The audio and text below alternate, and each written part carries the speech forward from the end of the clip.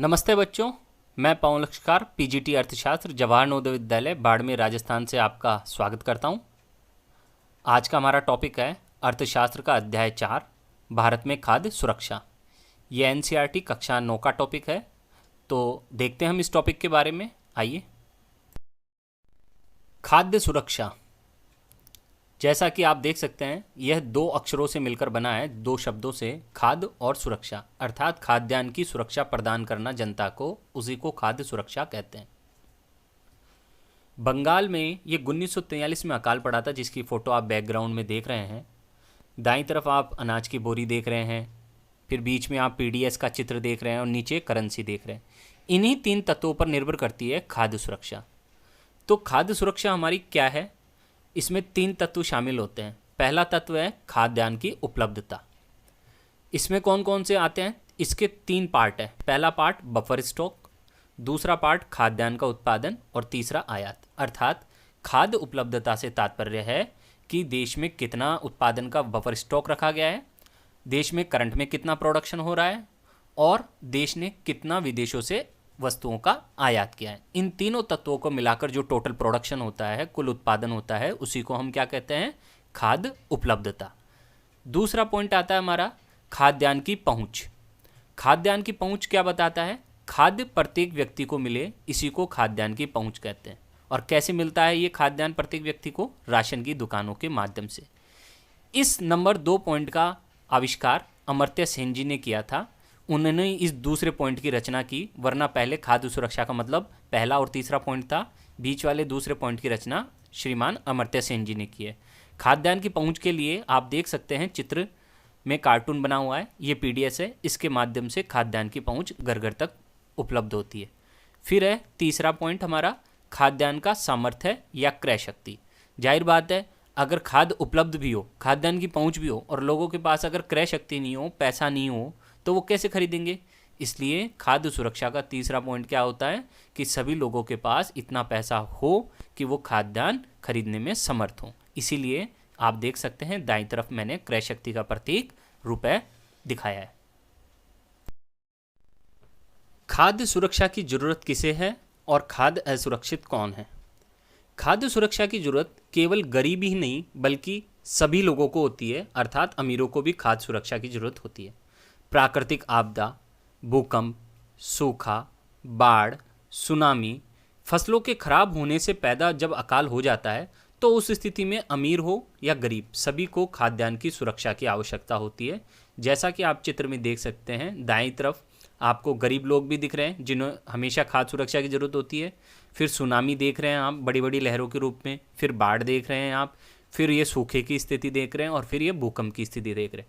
ये स्थितियाँ ऐसी हैं कि इसमें आप कितने ही अमीर हो, लेकिन अमीर होने के बावजूद आपको क्या हो सकता है? पैसे की किल्लत हो सकती है, खाद्यान्न की किल्लत हो सकती है। आप पैसा देना चाहते हो, आपके पास है लिमिटेड पैसा, उसे चुकाना भी चाहते हो, लेकिन खाद्यान्न उपलब्ध ही नहीं रहेगा। क्यों? क्योंकि इन प्राकृतिक परिस्थितियों पर किसी का वश नहीं चलता और उस राज्य में या उस क्षेत्र में खाद्यान्न की कमी हो जाती है। तो इसलिए खाद्य सुरक्षा की जरूरत केवल गरीबों को नहीं है, सभी लोगों के लिए है। अगला पॉइंट हमारा, किसी आपदा के समय खाद्य सुरक्षा कैसे प्रभावित होती है? तो इसका आंसर है किसी प्राकृतिक आपदा जैसे सूखे के कारण पैदावार की कुल उपज में क्या हो जाती है? गिरावट आ जाती है। मान लीजिए कोई सूखा पड़ गया, तो उससे क्या होगा? प्रोडक्शन, उत्पादन क्या हो जाएगा? कम हो जाएगा। इससे प्रभावित क्षेत्र में क्या हो जाएगी? खाद्यान्न की कमी हो जाएगी। और जैसे ही खाद्यान्न की कमी होगी, पूर्ति कम होगी, तो क्या हो जाएगी? कीमतें बढ़ जाएंगी, क्योंकि पूर्ति घटती है तो कीमतें बढ़ जाती है। तो कुछ लोग ऊंची कीमतों पर फिर खाद्य पदार्थ नहीं खरीद पाएंगे। अगर यह आपदा ज़्यादा बड़ी रहती है, लंबे समय तक बनी रहती है, तो फिर ये कौन सी चीज़ को जन्म देती है? भुखमरी की स्थिति पैदा कर देती है। व्यापक भुखमरी से अकाल की स्थिति बन सकती है। इसलिए हमें खाद्य सुरक्षा की आवश्यकता होती है। अकाल का क्या अर्थ है? अनाज के अभाव और व्यापक भुखमरी को ही क्या कहते हैं? अकाल। अर्थात खाद्यान्न की अनुपलब्धता होती है, उसी को अकाल कहा जाता है। अब अकाल के साथ एक शब्द और आता है जो आप नहीं जानते होंगे, सुनते भी कम ही होंगे, त्रिकाल।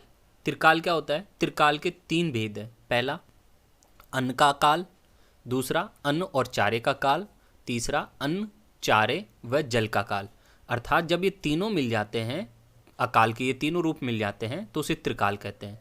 इस त्रिकाल में क्या होता है, अन्न का भी अकाल हो जाता है, चारे का भी अकाल हो जाता है और जल का भी अकाल हो जाता है। तो इन तीनों के मिक्सर को ही क्या कहते हैं हम, त्रिकाल। देखें अब बंगाल के अकाल के बारे में हम जानते हैं। 1943 में जब द्वितीय विश्व युद्ध अपने चरम पर था, तब बंगाल में भारी अकाल पड़ा था जिसमें लाखों लोग मारे गए थे। ये ऐसी भयावह मानवीय त्रासदी थी जिसे कम ही याद किया जाता है। इस अकाल के दौरान आलम ऐसा था जब लोग अपने ही बच्चों को नोच नोच कर खाने को विवश थे।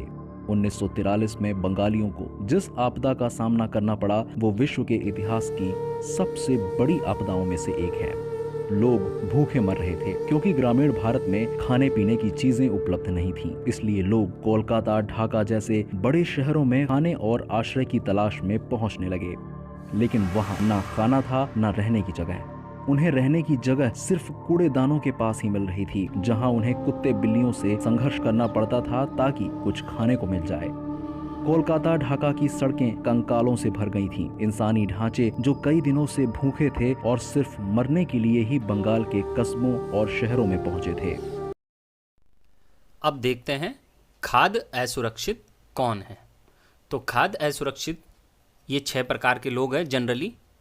पहला है भूमिहीन। भूमिहीन का मतलब क्या है, जिसके पास भूमि नहीं है उन्हें हम भूमिहीन कहते हैं। तो जिसके पास भूमि नहीं है वो खेती भी नहीं कर सकता। आप देख सकते हैं चित्र में दाईं तरफ बिल्कुल ऊपर ही ऊपर कोने में, वहाँ कुछ मजदूर खेत में कार्य कर रहे हैं। क्यों? क्योंकि इनके पास भूमि नहीं है तो ये दूसरों के खेतों में कार्य करते हैं। नंबर 2 पारंपरिक दस्तकार। आप देख सकते हैं दाईं तरफ एक लड़का छोटे से कुछ बना रहा है, टोकरियाँ वगैरह, तो ये पारंपरिक दस्तकार है। तीसरा निरक्षर लोग। आप देख सकते हैं नीचे की साइड में कुछ महिलाएं स्लेट लेकर पढ़ाई करने की कोशिश कर रही हैं। नंबर 4 भिखारी। आप देख सकते हैं ये हाथ भिखारी का प्रतीक है। नंबर 5 अनियमित श्रमिक, जिन्हें हम दिहाड़ी मजदूर भी कहते हैं। ये देखिए ऊपर ही ऊपर आप, जिसमें लोग नरेगा के तहत वर्क कर रहे हैं, ये दिहाड़ी मजदूर हैं। नंबर 6 अनुसूचित जनजातियाँ, ये आदिवासी लोग हैं। आप चित्र में देख सकते हैं ये सबसे ज़्यादा असुरक्षित है। तो ये 6 ग्रुप सबसे ज़्यादा खाद्यान्न के प्रति असुरक्षित हैं क्योंकि इनकी आय के स्रोत बहुत कम होते हैं, इसलिए सबसे ज़्यादा परेशानी भी खाद्यान्न की इन्हीं को आती है। अब देखते हैं भुखमरी का अर्थ। जीवन जीने के लिए आवश्यक संतुलित पोषित भोजन की अनुपलब्धता को ही भुखमरी कहते हैं। सिंपल सी बात कि जीवन जीने के लिए जितना हमें संतुलित पोषण चाहिए, अगर वो नहीं मिलता है तो हम किसके शिकार हो जाते हैं? भुखमरी के। भुखमरी के 2 आयाम हैं। पहला है दीर्घकालिक भुखमरी। लंबे समय तक यानी कि दीर्घ काल तक कम मात्रा में और गुणवत्तापूर्ण भोजन की कमी अगर हो तो उससे हम किस में चल जाते हैं? दीर्घकालिक भुखमरी में। नंबर 2 मौसमी भुखमरी। मौसमी भुखमरी में किसी मौसम विशेष में रोजगार नहीं मिलने के कारण जब आय नहीं होती है तो व्यक्ति उस दौरान अपना संपूर्ण पोषण नहीं प्राप्त कर पाता, तो इसे मौसमी भुखमरी कहते हैं। यह कब होती है? फसल उपजाने, काटने और अगले चक्र में पुनः फसल उपजाने के बीच मौसमी भुखमरी अक्सर देखने को मिलती है। कैसे? कि मान लीजिए किसी बड़े किसान ने अपने यहाँ फसल लगाई, तो जब फसल लगा रहा था, रोप रहा था बीजों को, तब तो मजदूर लगा लिए। फिर जब हो गया उसका काम, फिर उसने ऑटोमेटिक क्या लगा दिए? स्प्रिंकलर सिस्टम, पानी के लगा दिए, सब कुछ लगा दिया उसने। तो फिर वो क्या है, अपने आप ग्रो करते रहेंगे 1-2 महीने तक, तब तक और मजदूरों की ज़रूरत होगी नहीं, तो वो क्या है, बेरोजगार हो जाएंगे मजदूर। फिर काटने के वक्त उनको मजदूरों को बुला लेगा, फिर उन्हें रोजगार मिल जाएगा और फिर उन्हें जॉब छोड़ देगा क्योंकि कटाई हो जाएगी, फिर उसके बाद अगली फसल बोने में फिर टाइम लगता है। तो इस दौरान वो क्या रहेंगे? मजदूर बेरोजगार रहेंगे। तो बेरोजगार रहेंगे तो उनके पास संतुलित पोषण के लिए धन नहीं रहेगा, तो वो मौसमी भुखमरी के शिकार हो जाएंगे। आपने देखा होगा कुल्फ़ी भुट्टे वाले लोग, कुल्फ़ी वाले लोग गर्मियों में तो बहुत आइसक्रीम वाले लोग दिखते हैं आपको, फिर अचानक से सर्दी आते कहाँ गायब हो जाते हैं? क्योंकि सर्दियों में लोग आइसक्रीम नहीं खाते, भुट्टे नहीं खाते हैं, तो उस कारण लोग क्या होते हैं, वो दूसरे रोज़गार में शिफ्ट हो जाते हैं।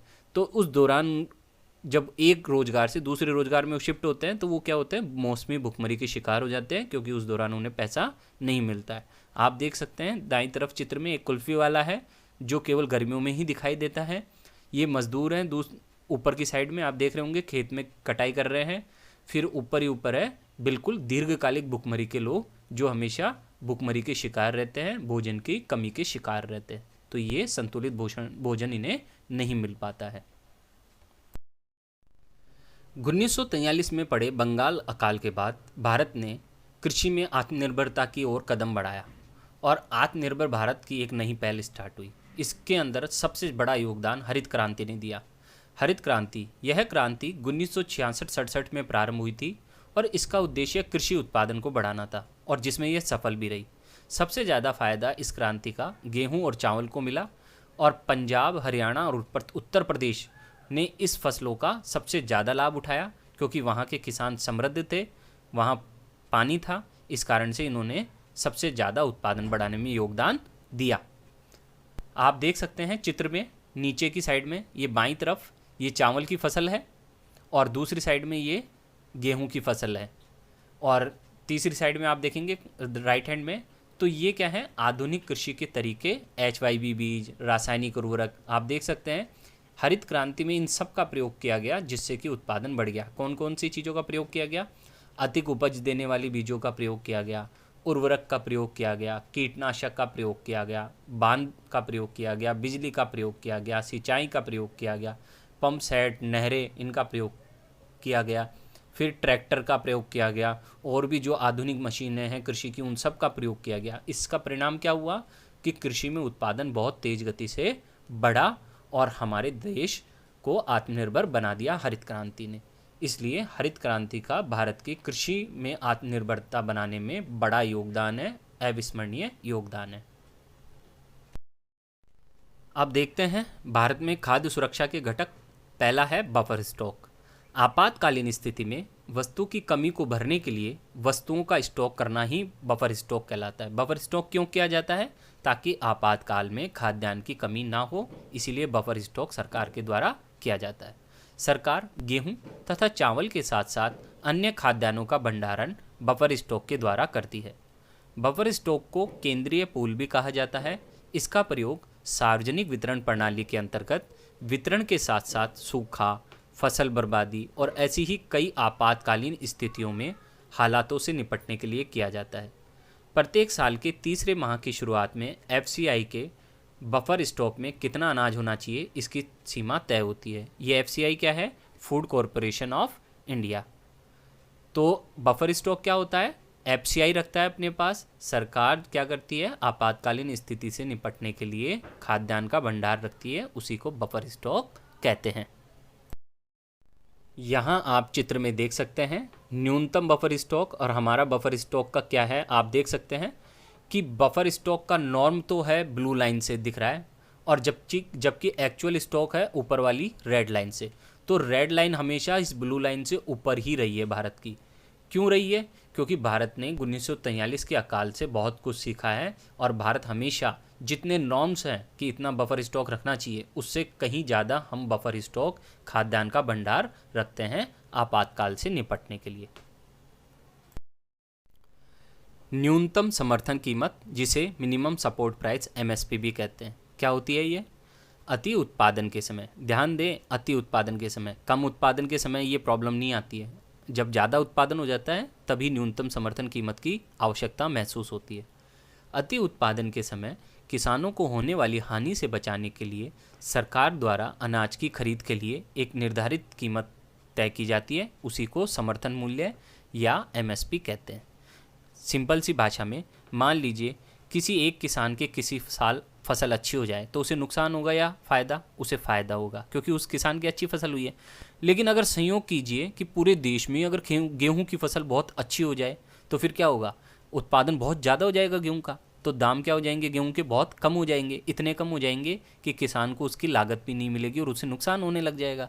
तो इसी नुकसान से बचाने के लिए सरकार क्या कहती है कि ये MSP है हमारी तरफ से, जितनी इस गेहूं की लागत होती है हम ये तय करते हैं कि इतना किसान को इसका मिलना चाहिए दाम। अब अगर किसान को अगर मार्केट में ज़्यादा पैसा मिल रहा है तो वो मार्केट में बेच सकता है अपना गेहूं, और अगर मार्केट में कम कीमत मिल रही है तो वो सरकार को MSP पर अपना गेहूं बेच सकता है। तो इस प्रकार से न्यूनतम समर्थन कीमत किसानों की रक्षा के लिए बनाई गई है। आप देख सकते हैं यह चार्ट है न्यूनतम समर्थन मूल्य का 2010-11 से लेकर 2020-21 तक। आप देख सकते हैं अलग अलग कैटेगरी है। पहले धान है, धान में कॉमन, ग्रेड A, इन सब के भाव आप देख रहे होंगे 2010-11 की तुलना में बढ़ते जा रहे हैं। पहले कॉमन धान का भाव था 1000 और बढ़कर वो 2019-20 में कितना हो गया 1815। ग्रेड ए का भाव कितना हो गया बढ़कर 1835। गेहूं का भाव जो 2010-11 में 1100 रुपये था वो अब बढ़कर कितना हो गया 2020-21 में 1925 रुपये। ज्वार का भाव क्या हो गया है 900 से बढ़कर 2570 रुपये 19-20 में। ज्वार का क्या हो गया है भाव हाइब्रिड का 880 से बढ़कर 2550। बाजरे का भाव 880 से बढ़कर 2000। रागी का भाव 965 से बढ़कर 3150 और मक्के का भाव 880 से बढ़कर 1760 और अंत में जौ का भाव 750 से बढ़ाकर 1525 भारत सरकार ने कर दिया है। तो इस प्रकार से भारत सरकार ने समय समय पर न्यूनतम समर्थन मूल्य बढ़ाकर किसानों की मदद करने की कोशिश की है ताकि किसान अपने प्रोडक्शन को सरकार को बेच सकें यदि उन्हें नुकसान हो रहा है मार्केट में। तो नंबर 2, सार्वजनिक वितरण प्रणाली। भारतीय खाद्य निगम द्वारा अधिप्राप्त अनाज को सरकार विनियमित राशन दुकानों के माध्यम से समाज के गरीब वर्गों में बांटती है, वितरित करती है। इसे ही सार्वजनिक वितरण प्रणाली पब्लिक डिस्ट्रीब्यूशन सिस्टम पीडीएस कहते हैं। अब अधिकांश क्षेत्रों, गांवों, कस्बों तथा शहरों में राशन की दुकानें हैं। देश भर में लगभग 5.5 लाख राशन की दुकानें हैं। राशन की दुकानों में, जिन्हें हम उचित दर वाली दुकान भी कहते हैं, चीनी, खाद्यान्न, खाना पकाने के लिए मिट्टी का तेल आदि मिलता है। ये सब बाजार कीमत से हमें कम कीमत पर बेचा जाता है। राशन कार्ड रखने वाला कोई भी व्यक्ति, परिवार प्रति माह इनकी एक अनुबंधित मात्रा जैसे 35 किलोग्राम अनाज ले सकता है, 5 लीटर मिट्टी का तेल ले सकता है, 5 किलोग्राम चीनी ले सकता है। कहाँ से? अपनी निकटवर्ती राशन की दुकान के माध्यम से। इसी में संशोधन करते हुए अभी प्रधानमंत्री नरेंद्र मोदी जी ने घोषणा की है कि जल्द ही देश में एक देश एक राशन कार्ड की व्यवस्था की जाएगी। अब देखते हैं राशन कार्ड के प्रकार। राशन कार्ड 3 प्रकार के होते हैं। पहला है अंत्योदय कार्ड। यह किसके लिए होता है? गरीबों में भी जो सबसे ज़्यादा गरीब है, बिल्कुल निचले तबके का, उसके लिए अंत्योदय कार्ड बनाए जा सकते हैं। आप देख सकते हैं आपके दाईं तरफ ऊपर ही ऊपर ये लिखा हुआ है राशन कार्ड किसके लिए? अंत्योदय कार्ड वाले धारकों के लिए, गरीबों में भी सबसे गरीब के लिए। ये जो पिंक कलर में है राइट हैंड में ऊपर ही ऊपर लिखा हुआ है अंत्योदय योजना, ये उनके लिए। फिर दूसरा आता है BPL card, below poverty line card. ये किसके लिए होता है? गरीबी रेखा से नीचे के लोगों के लिए। भारत में गरीबी की रेखा का मापदंड तय किया गया है ना, 2400 कैलोरी, 2100 कैलोरी, जो समय के अनुसार चेंज कर दिया जाता है, वही मानक है इसका। ठीक है, तो ये रहा बीपीएल कार्ड। आप देख सकते हैं सबसे नीचे ही नीचे ये जो बड़ा सा राशन कार्ड दिख रहा है, ये बीपीएल कार्ड है। फिर तीसरा कार्ड आता है APL card, above poverty line card. ये किसके लिए होता है? जो व्यक्ति गरीब नहीं है, गरीबी रेखा से ऊपर के लोगों के लिए। ये आप देख सकते हैं ऊपर ही ऊपर बाईं तरफ पीले कलर का कार्ड जिस पे लिखा हुआ है एपीएल, तो ये होता है एपीएल कार्ड। तो इस तरह से ये 3 कार्ड होते हैं। मैंने अभी बताया आपको, जल्द ही भारत सरकार एक देश एक कार्ड एक राशन कार्ड की योजना लाने वाली है। अभी क्या होता है, वर्तमान में प्रत्येक राज्य का अलग राशन कार्ड होता है, जिससे गरीब लोग दूसरे राज्य में चल जाते हैं तो राशन की व्यवस्था उनकी नहीं हो पाती। तो प्रधानमंत्री जी की ये पहल है कि देश में एक ही राशन कार्ड हो, जिससे व्यक्ति कहीं पर भी जाके अपना भोजन प्राप्त कर सके, अपने खाद्यान्न सामग्री ले सके। निर्गम कीमत, जिसे हम इशू प्राइस कहते हैं, FCI food corporation of India buffer stock का प्रयोग करके ही राशन की दुकानों के माध्यम से, जिन्हें हम उचित मूल्य की दुकान भी कहते हैं, निर्गम कीमत पर अपना सामान बेचता है। सरल भाषा में मैं बताऊं तो ये निर्गम कीमत क्या होती है? राशन की दुकानों पर जो भाव तय किए जाते हैं कि 2 रुपये किलो गेहूँ मिलेगा, 3 रुपये किलो चावल मिलेंगे, ये जो कीमत है ना, इसी को इशू प्राइस कहते हैं। अर्थात न्यूनतम समर्थन कीमत पर तो क्या करती है सरकार? खाद्यान्न खरीदती है, और इशू प्राइस पर क्या करती है सरकार? खाद्यान्न बेचती है। तो एक तो है खरीदने वाली कीमत, जिसे न्यूनतम समर्थन कीमत कहते हैं, और एक होती है निर्गम कीमत, जिसे बेचने वाली कीमत कहते हैं सरकार के दृष्टिकोण से। तो ये निर्गम कीमत ही वो कीमत है जिस पर हम राशन की दुकानों से सामान खरीदते हैं। अब देखते हैं सहायक की सब्सिडी। सब्सिडी क्या होती है? सब्सिडी वह भुगतान है जो सरकार द्वारा किसी उत्पादक को बाजार कीमत की अनुपूर्ति के लिए किया जाता है। सहायकी से घरेलू उत्पादकों के लिए ऊंची आय कायम रखते हुए उपभोक्ताओं को कम कीमत पर सामान दिया जा सकता है। क्या सिंपल सी भाषा में सब्सिडी क्या होगी? सब्सिडी और कुछ नहीं, उत्पादक अपनी वस्तु को कम कीमत पर बेचे इसलिए उसको सब्सिडी दी जाती है। जैसे आपने देखा होगा गैस सिलेंडर पे सब्सिडी मिलती है, किसानों को कृषि के जो उपकरण खरीदते हैं उन पर सब्सिडी मिलती है। क्यों मिलती है इन पर सब्सिडी? ताकि वो कीमत क्या हो जाए, उसकी कम हो जाए और वो आसानी से उस चीज़ को खरीद ले। अब हम देखते हैं सार्वजनिक वितरण प्रणाली की कुछ महत्वपूर्ण विशेषताएं, कुछ योजनाएं हैं जिसके देखना है। पहला कॉलम आपको दिखा रहा है योजना का काम, दूसरा कॉलम है आरंभ का वर्ष, तीसरा कॉलम है कि उसका लक्ष्य क्या है योजना का, चौथा कॉलम है कितनी मात्रा दी जा रही है, और पांचवा कॉलम क्या बताता है, इशू प्राइस या निर्गम कीमत, किस कीमत पर उपभोक्ताओं को सामान बेचा जाता है। तो पहली योजना है सार्वजनिक वितरण प्रणाली, जिसे पब्लिक डिस्ट्रीब्यूशन सिस्टम पीडीएस कहते हैं। 1992 तक ये स्टार्ट रही, 1992 तक ये योजना चली पीडीएस। इसका उद्देश्य क्या था, सभी लोगों को खाद्यान्न उपलब्ध कराना। और इसमें क्या कीमत रखी गई थी, गेहूँ ₹2.34 और चावल ₹2.89 के भाव से सब लोगों को ये बेची जाती थी। बाद में यह योजना बंद कर दी गई और इसके स्थान पर क्या आ गई, नई संशोधित सार्वजनिक वितरण प्रणाली जो 1992 से प्रारंभ हुई है। इसे हम आरपीडीएस रिवाइज्ड पब्लिक डिस्ट्रीब्यूशन सिस्टम भी कहते हैं। ये किन लोगों के लिए, पिछड़े ब्लॉक के लोगों के लिए है। इसमें कितनी मात्रा दी जाती है, प्रति माह 20 किलोग्राम खाद्यान्न दिया जाता है। और किस कीमत पर, गेहूँ ₹2.80 के भाव से और चावल ₹3.77 के भाव से ग्रामीण लोगों को और शहरी लोगों को दोनों को मिलता है, लेकिन वो पिछड़े हुए होने चाहिए। फिर इसके बाद एक नई और योजना आई, लक्ष्य सार्वजनिक वितरण प्रणाली, जो TPDS targeted public distribution system के नाम से भी जानी जाती है। यह योजना कब आरंभ की गई, 1997 में। इसका लक्ष्य क्या था, निर्धन और गैर निर्धन अर्थात बीपीएल और एपीएल के लोगों को खाद्यान्नों की उपलब्धता सुनिश्चित करना। इसमें कितनी मात्रा दी जाती है, 35 किलो खाद्यान्न प्रदान किया जाता है बीपीएल और एपीएल दोनों को। बीपीएल को क्या किस भाव में दिया जाता है, गेहूँ ₹4.15 के हिसाब से, चावल ₹5.65 के हिसाब से। और एपीएल वाले लोगों को क्या भाव है, गेहूं का भाव ₹6.10 और चावल का भाव ₹8.30 होता है। फिर इसके बाद कौन सी योजना आई सार्वजनिक वितरण प्रणाली के अंतर्गत, अंत्योदय अन्न योजना, जिसे हम एएवाई के नाम से जानते हैं। यह योजना वर्ष 2002 में प्रारंभ हुई। इसका उद्देश्य क्या था, निर्धनों में भी सबसे निर्धन अर्थात गरीब तो है ही, गरीबी रेखा से नीचे है ही, उसमें भी सबसे ज़्यादा गरीब, उसके लिए एएवाई आई। फिर इसमें क्या मिलता है, 35 किलोग्राम खाद्यान्न मिलता है एएवाई योजना के अंतर्गत। इसमें गेहूं का भाव ₹2 और चावल का भाव केवल ₹3 रखा गया। फिर उसके बाद आई नई योजना अन्नपूर्णा योजना, जो 2000 में प्रारंभ हुई। इसमें दीन वरिष्ठ नागरिक जो गरीब हैं और वरिष्ठ नागरिक है देश के, उनके लिए ये योजना आई है, जिसमें 10 किलोग्राम खाद्यान्न उन्हें प्रोवाइड किया जाता है।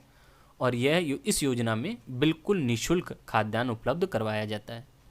फिर 2013 में कौन सी योजना आई, राष्ट्रीय खाद्य सुरक्षा अधिनियम। इसमें किसको मिलता है, सभी योग्य परिवारों को इसमें खाद्य सुरक्षा दी जाती है। इसमें क्या मिलता है, 5 किलोग्राम प्रति व्यक्ति प्रति माह, प्रति व्यक्ति प्रति माह कितना दिया जाता है, 5 किलोग्राम। इसमें क्या भाव रहता है, गेहूं का भाव ₹2 रखा गया है, चावल का भाव ₹3 और अनाज का भाव ₹1। इस प्रकार से सार्वजनिक वितरण प्रणाली की ये कुछ प्रमुख विशेषताएं हैं। ये सब सार्वजनिक वितरण प्रणाली के अंग है, जिसके तहत भारत सरकार फूड सिक्योरिटी का काम करती है, खाद्य सुरक्षा देने का काम करती है सभी लोगों को। आप इन चित्रों में देख सकते हैं, पहला जो चित्र है ऊपर उसमें एक राशन कार्डधारी अपना राशन ले रहा है राशन डीलर से। दूसरे चित्र में आप देख सकते हैं महिलाएं अपना राशन ले रही हैं। तीसरे चित्र में आप देख सकते हैं परिवार राशन कार्ड है ये। और चौथे चित्र में आप देख सकते हैं प्रधानमंत्री मोदी जी द्वारा one nation one card ration card की योजना के लिए कार्रवाई करने के लिए आप देख सकते हैं इसमें प्रधानमंत्री जी ने एक बहुत बढ़िया प्रयास किया है, जिसमें क्या होगा कि सभी लोगों को, देश के सभी लोगों को एक देश एक राशन कार्ड योजना का लाभ मिल पाएगा, जिसके अंतर्गत किसी भी राज्य का कोई भी व्यक्ति, किसी भी जिले का, किसी भी गांव का हो, अगर उसने अपना राशन कार्ड बना लिया, ये one nation one ration card, तो उसे देश के किसी भी कोने में ले जाए उसे खाद्यान्न मिलता रहेगा। कोई भी राज्य या कोई भी जिला ये मना नहीं कर सकता कि नहीं ये हमारे यहाँ नहीं चलेगा।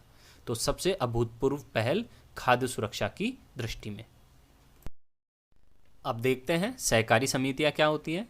सहकारी समितियां स्वैच्छिक सहयोग का एक रूप है। स्वैच्छिक सहयोग मतलब आपस में अपनी इच्छा से एक दूसरे का सहयोग करने के लिए गठित की जाती हैं।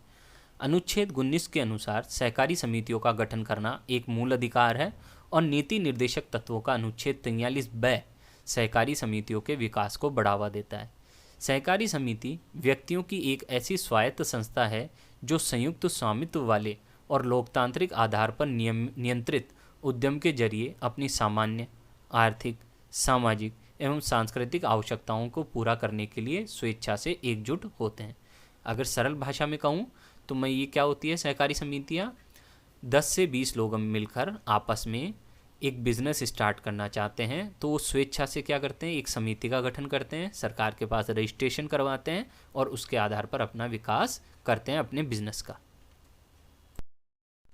भारत में विशेषकर देश के दक्षिणी और पश्चिमी भागों में सहकारी समितियां भी खाद्य सुरक्षा में एक महत्वपूर्ण भूमिका निभाती आ रही हैं।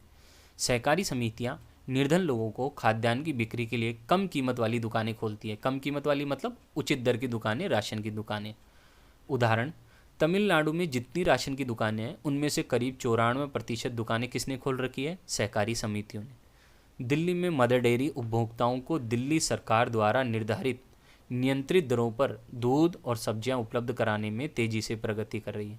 गुजरात में सहकारी समिति का सबसे बड़ा उदाहरण दूध और दुग्ध उत्पादों में अमूल एक और सफल सहकारी समिति का उदाहरण है। इसने देश में श्वेत क्रांति ला दी है।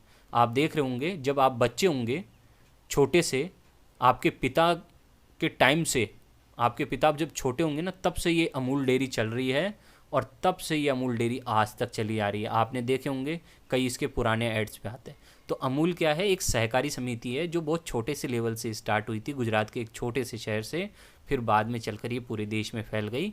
तो सहकारी समितियों के विकास का ये सबसे बड़ा उदाहरण मिलता है हमें। अंत में आप सभी को धन्यवाद मेरा ये वीडियो देखने के लिए। आप इस वीडियो को एक बार नहीं बार बार देखें, इसे समझें। इसे समझने से आपको कोई परेशानी आए तो अपने अध्यापक से ज़रूर बात करें, रिसर्च करें, प्रोजेक्ट बनाएं, इंटरनेट की मदद लें और इन टॉपिक्स पे और चर्चा करें आपस में एक दूसरे से ग्रुप में, और इंटरनेट पर रिसर्च करने का काम करें। आप अपने ग्रामीण क्षेत्र में देखें राशन की दुकानें, किस प्रकार की राशन की दुकानें काम करती हैं। तो इन सबको मिलाकर आप अपना जीवन का विकास कर सकते हैं और खाद्यान्न सुरक्षा के प्रति आप आगे बढ़ सकते हैं। देश की खाद्य सुरक्षा में आप भी अपना योगदान दे सकते हैं। सरल तरीके से घर में फूड वेस्ट ना करें। अपने परिवार के किसी भी सदस्य को मना करें कि घर में फूड वेस्ट ना करें, खाना बर्बाद ना करें, पूरा खाना फिनिश करें हमेशा। धन्यवाद।